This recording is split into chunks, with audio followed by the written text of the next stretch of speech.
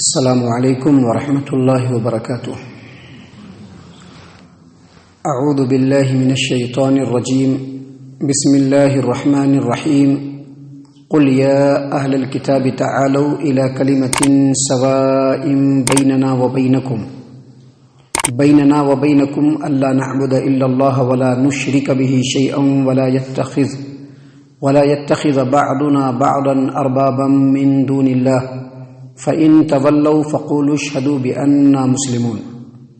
اے محمد صلی اللہ علیہ وسلم، آپ کہہ دیجئے اے اہل کتاب، ایسی بات کی طرف آؤ جو ہمارے اور تمہارے درمیان یکساں ہے، برابر ہے، اور وہ بات یہ ہے کہ ہم اللہ کے سوا کسی کی عبادت نہ کریں اور اس کے ساتھ کسی کو شریک نہ ٹھہرائیں، اور ہم میں سے کوئی کسی کو اللہ کے سوا اپنا رب نہ بنائے۔ پھر بھی اگر وہ منہ موڑے تو آپ کہہ دیجئے کہ اس بات کے لیے گواہ رہو کہ بے شک ہم اللہ تبارک و تعالیٰ کے فرما بردار ہیں۔ معزز سامعین کرام، سورہ آل عمران سورہ نمبر 3 اور اسی صورت سے ابھی آپ کے سامنے آیت نمبر 64 یعنی 64 نمبر کی آیت کریمہ آپ کے سامنے تلاوت کی گئی، اور اس آیت کریمہ کا ترجمہ بھی آپ کے سامنے پیش کیا گیا۔ اس آیت کریمہ میں اللہ تبارک و تعالیٰ نے یہود و نصارہ، یہودی اور کرسچنز، اور جو لوگ بھی ان کے نقش قدم پر چل رہے ہیں ان کو مخاطب کیا ہے۔ اللہ تبارک و تعالیٰ نے پیارے رسول صلی اللہ علیہ وسلم کو مخاطب کرتے ہوئے فرمایا کہ محمد صلی اللہ علیہ وسلم، آپ اہل کتاب کو کہہ دیجئے۔ جب اہل کتاب کا لفظ آئے گا عام طور پر اس سے مراد یہی یہودی لوگ ہیں اور عیسائی لوگ ہیں، کیونکہ اسلام کے آنے سے پہلے عیسیٰ علیہ الصلوۃ والسلام اور اس سے پہلے موسیٰ علیہ الصلوۃ والسلام آئے، اور انہی کی قوموں کو یہودی اور عیسائی کہتے ہیں، اور انہی کو اہل کتاب بھی عام طور پر کہا جاتا ہے۔ تو اس آیت کریمہ میں اللہ تبارک و تعالیٰ نے محمد عربی صلی اللہ علیہ وسلم کو مخاطب کرتے ہوئے فرمایا کہ اے محمد صلی اللہ علیہ وسلم، آپ کہہ دیجئے اے اہل کتاب، یعنی اے یہودیوں، اے عیسائیوں، تعالوا الی کلمۃ، ایک بات کی طرف آؤ، انصاف والی بات کی طرف، سواء بیننا و بینکم، جو ہمارے اور تمہارے درمیان بالکل سیم ہے، برابر ہے، سملر ہے۔ اور وہ بات کیا ہے؟ اللہ تبارک و تعالیٰ نے آگے فرمایا اللہ نعبد الا اللہ، کہ ہم اللہ کے علاوہ کسی کی عبادت نہ کریں، اور آگے فرمایا ولا نشرک به شیئا، اور اللہ کے ساتھ کسی کو شریک نہ ٹھہرائیں۔ دیکھیے یہی اصل میں توحید ہے، اسی کو کہتے ہیں توحید۔ توحید کا مطلب یہ ہے کہ اللہ تبارک و تعالیٰ کو اس کی ذات میں، اس کی عبادت میں، اس کے صفات میں، پورے کائنات میں اس کا اختیار ہے، اس میں بھی کسی کو شریک نہ ٹھہرائے۔ ابھی ایک آدمی ہے، اگرچہ وہ اپنے آپ کو مسلمان کہتا ہے، وہ اپنے آپ کو مسلمان کہتا ہے، لیکن اس کے باوجود وہ اگر یہ کہتا ہے کہ یا غوث العظم ہماری مدد کیجئے، تو غوث العظم جن کو وہ کہہ رہا ہے وہ مر چکے ہیں۔ وہ کون ہیں؟ جن کو وہ لوگ محبوب سبحانی کہتے ہیں، جن کو وہ لوگ پیرانی پیر کہتے ہیں، شیخ عبد القادر جیلانی رحمہ اللہ، یہ مر چکے ہیں۔ ان کے مرنے کے باوجود یہ مسلمان یا مسلمانوں کی یہ جماعت یہ سمجھتی ہے، ان کا یہ عقیدہ ہے کہ اللہ تبارک و تعالیٰ نے ان کو اتنا پاور دے رکھا ہے کہ وہ کبھی بھی آ کر کے ہماری مدد کر سکتے ہیں۔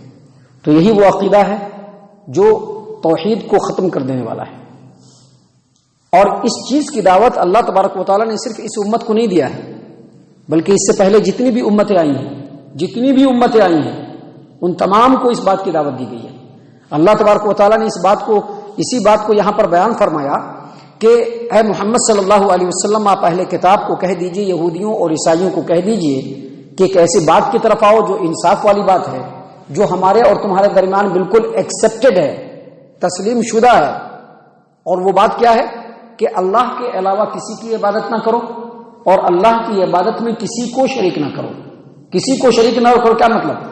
کسی بت کو، کسی صلیب کو، کسی پیر کو، کسی فقیر کو، کسی انسان کو، کسی پیغمبر کو، کسی جن کو، شیطان کو، پیڑ کو، پتھر کو، سورج اور چاند ستارے کو اللہ کے ساتھ شریک نہ ٹھہراؤ، کیونکہ لوگوں نے انہی چیزوں کو اپنا معبود بنا رکھا ہے، اپنا الہ بنا رکھا ہے۔ اپنا بھگوان بنا رکھا ہے، بھگوان انہی چیزوں کو. تو اللہ تبارک و تعالیٰ نے اس بات کو بالکل واضح اور کلیئر کر دیا کہ اہل کتاب کو کہہ دیجئے کہ ایک ایسی بات ہے جو ہمارے مذہب میں بھی ہے، ہماری امت میں بھی ہے، ہماری شریعت میں بھی ہے اور تم لوگوں کی شریعت میں بھی ہے، اور وہ یہ ہے کہ اللہ کے علاوہ کسی کی عبادت نہ کی جائے اور اللہ کی عبادت میں کسی کو بھی شریک نہ ٹھہرایا جائے، کسی کو بھی شریک نہ ٹھہرایا جائے. معزز سامعین اکرام، میں نے جیسا کہ بتلایا ابھی کہ یہ صرف اس امت کو دعوت نہیں دیا گیا ہے، جتنے بھی پیغمبر آئے، جتنے بھی رسول آئے، ان تمام کی دعوت کا جو مین تھا وہ یہی تھا. جیسا کہ اللہ تبارک و تعالیٰ نے قرآن کریم کے اندر سورۃ الانبیاء آیت نمبر 25 میں بیان فرمایا، وما ارسلنا من قبلک من رسول الا نوحی الیہ انہ لا الہ الا انا فاعبدون. آپ سے پہلے اے محمد صلی اللہ علیہ وسلم جتنے بھی رسول ہم نے بھیجے ہیں، پہلے جتنے بھی رسول ہم نے بھیجے ان تمام کو اسی بات کا حکم دیا، اسی بات کی ان کے اوپر وحی کی، یہی پیغام لوگوں کے لیے ان کے پاس بھیجا کہ انہ لا الہ الا انا. اللہ فرما رہے ہیں کہ میرے علاوہ کوئی عبادت کے لائق نہیں. کون فرما رہا ہے؟ اللہ تبارک و تعالیٰ. میرے علاوہ کوئی عبادت کے لائق نہیں. یہاں پر بہت سارے لوگوں سے بات کیجیے گا تو وہ جانتے ہیں کیا کہیں گے، ہم لوگ کوئی سجدہ تھوڑے کرتے ہیں، کوئی ان کے لیے نماز تھوڑے پڑھتے ہیں، لیکن ان کو بلاتے تو ہیں، ان کو پاور ہے یہ تو سمجھتے ہیں، ان سے مانگتے ہیں کہ بچہ دے دیجئے، ان سے کہتے ہیں کہ ایگزامینیشن میں کامیابی دے دیجئے. یہی تو شرک ہے، یہی تو عبادت ہے، یہی تو عبادت ہے. کسی نے کہہ دیا کہ پیران پیر مدد فرمائیے، اس نے عبادت کیا، اللہ کی عبادت میں شریک ٹھہرایا اس نے، اللہ کی عبادت میں شریک ٹھہرایا اس نے. محترم سامعین کرام، اللہ تبارک و تعالیٰ نے قرآن کریم کے اندر دوسرے مقام پر سورۃ النحل آیت نمبر 36 میں بیان فرمایا، وَلَقَدْ بَعَثْنَا فِي كُلِّ أُمَّةٍ رَسُولًا أَنِ اعْبُدُوا اللَّهَ وَاجْتَنِبُوا الطَّاغُوتَ. اے محمد صلی اللہ علیہ وسلم، آپ سے پہلے جس رسول کو بھی ہم نے بھیجا ان کو اسی بات کا حکم دیا، یہی ان کو شریعت دے کر کے بھیجا کہ ان اعبدوا اللہ، اپنے قوم کے لوگوں کو کہہ دو کہ اللہ کی عبادت کرو، واجتنبوا الطاغوت، اور اللہ کے علاوہ کسی بھی چیز کی عبادت سے بالکل باز آ جاؤ، باز آ جاؤ. یہی توحید ہے جس کی دعوت اس آیت کریمہ میں اللہ تبارک و تعالیٰ نے دی ہے. محترم سامعین کرام، آگے اللہ تبارک و تعالیٰ نے مزید فرمایا، اور یہ چیز بھی مسلمانوں کے اندر کوٹ کوٹ کر کے بھری ہوئی ہے، مسلمانوں کے اندر یہ چیز بھی کوٹ کوٹ کر کے بھری ہوئی ہے. اللہ تبارک و تعالیٰ نے کیا فرمایا، وَلَا يَتَّخِذَ بَعْضُنَا بَعْضًا أَرْبَابًا مِّن دُونِ اللَّهِ، یعنی ہم میں سے کوئی کسی کو اللہ کے سوا اپنا رب نہ بنائے. رب، ہم میں سے کوئی بھی کسی کو بھی اللہ کے سوا اپنا رب نہ بنائے. اس میں دو باتوں کی طرف اشارہ ہے، دو باتوں کی طرف اشارہ ہے. پہلی یہ بات کہ عیسائی لوگوں نے مسیح عیسیٰ بن مریم علیہ الصلوۃ والسلام کو اپنا جو ہے رب بنا لیا، اپنا معبود بنا لیا. دوسری بات، یہودیوں نے پہلی بات عیسیٰ علیہ السلام کو عیسائیوں نے اپنا رب بنایا، اور یہودیوں نے عزیر علیہ الصلوۃ والسلام کو اپنا رب بنایا. اور دوسری بات، یہودیوں نے اپنے علماء احبار کو حرام و حلال کا پورا ٹھیکہ دے دیا کہ جس چیز کو آپ حلال کہیے گا ہم مان لیں گے، جس چیز کو آپ حرام کہیے گا ہم مان لیں گے. اور بالکل یہی بات عیسائیوں نے بھی اپنے علماء کے لیے کیا کہ آپ جس چیز کو حلال کہیں گے ہم مان لیں گے، اور جس چیز کو حرام کہیں گے ہم مان لیں گے. علماء کو اگر یہ پاور آپ نے دے دیا، یہی رب بنانا ہے. جامع ترمذی کی روایت ہے، نبی صلی اللہ علیہ وسلم کے اوپر جب آیت کریمہ نازل ہوئی سورۃ التوبہ کی، اتخذوا احبارہم ورہبانہم اربابا من دون اللہ، کہ یہودیوں نے اور عیسائیوں نے، اہل کتاب نے اپنے علماء کو، اپنے احبار کو، اپنے رہبان کو اپنا رب بنا لیا. جب یہ آیت نازل کی تو عدی بن حاتم رضی اللہ عنہ جو پہلے عیسائی تھے، انہوں نے کہا کہ ایسا تو نہیں ہے، ان لوگوں نے تو اپنے علماء کو رب نہیں بنایا تھا. تو اللہ کے رسول صلی اللہ علیہ وسلم نے ان سے پوچھا کہ ان کے علماء جس چیز کو حلال قرار دیتے ہیں، کیا تم اس چیز کو حلال نہیں قرار دیتے ہو؟ کیا وہ لوگ اس چیز کو حلال نہیں قرار دیتے ہیں؟ کہا کہ ہاں. ان کے علماء جس چیز کو حرام قرار دیتے ہیں، کیا وہ لوگ اس چیز کو حرام نہیں قرار دیتے ہیں؟ کہا کہ ہاں. یہی رب بنانا ہے، یہی رب بنانا ہے. اللہ تبارک و تعالیٰ نے اسی بات کو یہاں پر بیان فرمایا کہ عیسائیوں کو تم دعوت دو یہودیوں کو دعوت دو، ان کو بلاؤ کس بات کی طرف؟ اللہ کی عبادت کریں، اللہ کی عبادت میں کسی کو شریک نہ ٹھہرائیں، اور ہم میں سے کوئی کسی کو اپنا رب نہ بنائے۔ محترم سامعین اکرام، ہم میں سے کوئی کسی کو اپنا رب نہ بنائے۔ امام ابن جریج نے اس کی تفسیر میں بیان کیا ہے کہ اللہ تبارک و تعالیٰ کی نافرمانی میں کسی کی بھی اطاعت نہ کی جائے۔ اس کا مطلب یہ ہے اللہ کی نافرمانی میں اگر ہم نے کسی کی بھی اطاعت کی، اس کو ہم نے اپنا رب بنا لیا، اس کو ہم نے اپنا رب بنا لیا۔ محترم سامعین اکرام، یہ دعوت عیسائیوں کو دیا گیا، لیکن پیارے رسول صلی اللہ علیہ وسلم نے بھی یہ دعوت دی غیروں کو، جیسا کہ دیکھیے صحیح البخاری کتاب التفسیر باب قل یا اہل الکتاب تعالوا الی کلمۃ، حدیث نمبر 4553، نبی صلی اللہ علیہ وسلم نے ایک خط بھیجا، ہرقل جو روم کا عظیم بادشاہ تھا اس کو خط بھیجا۔ خط کے الفاظ ہیں بسم اللہ الرحمن الرحیم من محمد رسول اللہ الی ہرقل عظیم الروم سلام علی من اتبع الہدی اما بعد فانی ادعوک بدعایۃ الاسلام اسلم تسلم واسلم یؤتک اللہ اجرک مرتین فان تولیت فانک علیک اسم العریسیین۔ اس کا مطلب کیا ہے؟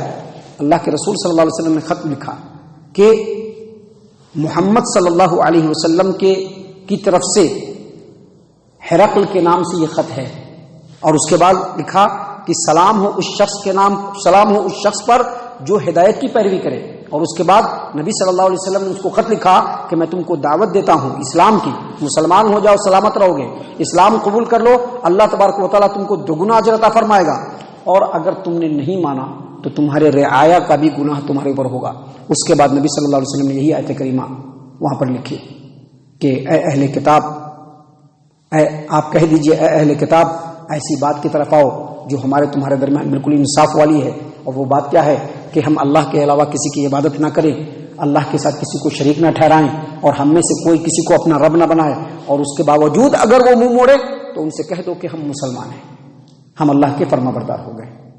محترم سامعین اکرام، اس آیت کریمہ میں 3 پوائنٹس ہیں۔ پہلا پوائنٹ یہ ہے اللہ تبارک و تعالیٰ کو تنہا معبود ماننا، دوسری بات یہ ہے کہ اللہ تبارک و تعالیٰ کی عبادت میں کسی کو شریک نہ ٹھہرانا، اور تیسری بات یہ ہے کہ شریعت بنانے کا حق کسی کو مت دینا، شریعت بنانے کا حق کسی کو نہیں دینا۔ عالم بھی اگر بولیں گے تو ان کو یہی چیز بولنا ہے، عالم اپنی طرف سے نہیں بول سکتے۔ ایک فرقہ بنا لیا اور اس کی تعداد بہت زیادہ ہو گئی تو بس وہی دین سمجھنے لگے، بھائی نہیں وہ نہیں ہے، وہ ایک آدمی بھی اگر ماننے والا ہوگا وہی اصل میں پوری امت ہے۔ سیدنا ابراہیم علیہ السلام اپنے زمانے میں سنگل تھے، اللہ تبارک و تعالیٰ نے ان کو ایک امت کہا، ایک امت کہا ان کو اللہ تبارک و تعالیٰ نے۔ تو اللہ تبارک و تعالیٰ نے اس آیت کریمہ میں بتلایا کہ ان 3 پوائنٹس کے اوپر لوگوں میں اتحاد و اتفاق ہو سکتا ہے۔ آج بھی اگر مسلمان چاہتے ہیں کہ اتحاد و اتفاق ہم مسلمانوں میں، سب لوگ کہتے ہیں مسلمانوں میں اتحاد ہونا چاہیے، مسلمانوں میں اتحاد ہونا چاہیے، مسلمانوں میں اتحاد، کیسا اتحاد ہونا چاہیے؟ کیا شرک پر اتحاد کر لیں؟ کیا اللہ کی نافرمانی پر اتحاد کر لیں؟ نہیں کریں گے، شرک پر اتحاد نہیں کریں گے، اللہ کی نافرمانی پر اتحاد نہیں کریں گے، فرقہ بندی پر اتحاد نہیں کریں گے۔ اگر اتحاد کریں گے، میل ملاپ کریں گے تو اللہ کی توحید پر کریں گے، شرک پر نہیں کریں گے۔ انہی باتوں کو اللہ تبارک و تعالیٰ نے اس آیت کریمہ میں بیان فرمایا ہے۔ اللہ تعالیٰ سے دعا ہے کہ اللہ تعالیٰ ہم تمام کو ان تمام باتوں کے اوپر خوب غور و فکر اور تدبر کرنے کی توفیق عنایت فرمائے، آمین۔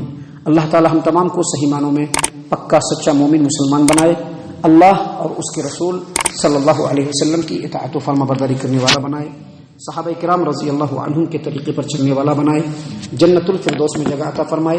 اے اللہ ہم تمام کو جہنم سے پناہ دے، اے رب العالمین ہم تمام کو جہنم سے پناہ دے، اے مالک الملک ہم تمام کو جہنم سے پناہ دے، آمین یا رب العالمین۔ وما علینا الا البلاغ